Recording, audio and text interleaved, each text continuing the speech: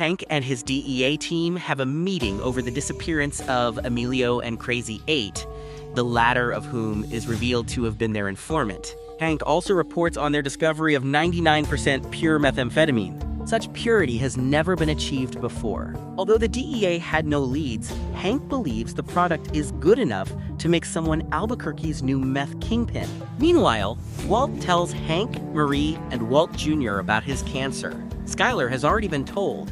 Walt reveals that he has cancer at a family barbecue and uses that as an excuse with Skyler for his strange behavior. Marie arranges an appointment with the best oncologist in the country, but the family needs money for the treatment, and Walter is against borrowing it from Hank or his mother.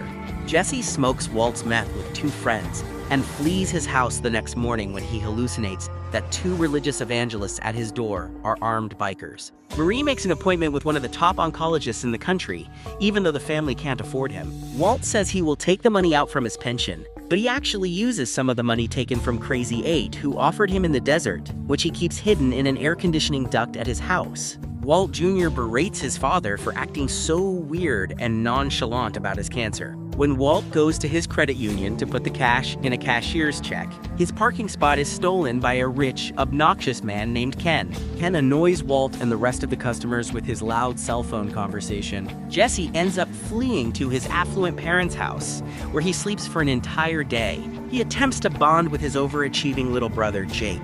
That night, Jesse gets a call from one of the friends who smoked Walt's meth, who says that he knows a lot of upper-class people looking to score drugs and are willing to pay top dollar for the high-quality meth he cooked. The next day, Jesse visits Walt to touch base, but he kicks Jesse out. Jesse then brusquely gives Walt his half of the meth profit, $4,000. Jesse pays Walter his share of the money from the first batch, and the partnership seems to be over. The oncologist tells Walt that the cancer has spread to his lymph nodes, but there is a chance it is still treatable with chemotherapy. At home, Walt expresses his doubts about the chemo, since it will cost $90,000, and if he still dies, he will leave his family with all the debt. Walt Jr. admonishes his dad, saying that he should just die if he's going to give up so easily. At the Pinkman residence, a housekeeper finds a joint in Jesse's room, resulting in his parents kicking him out. Turns out the joint belonged to Jake, who thanks Jesse for taking the fall for him. While Jesse is waiting out front for his ride after his parents kick him out for the marijuana, Jake comes out asking for his joint back, which Jesse throws on and stomps into the ground. Walt suffers a coughing attack while driving and coughs up blood. As he pulls into a gas station, he notices Ken pull up.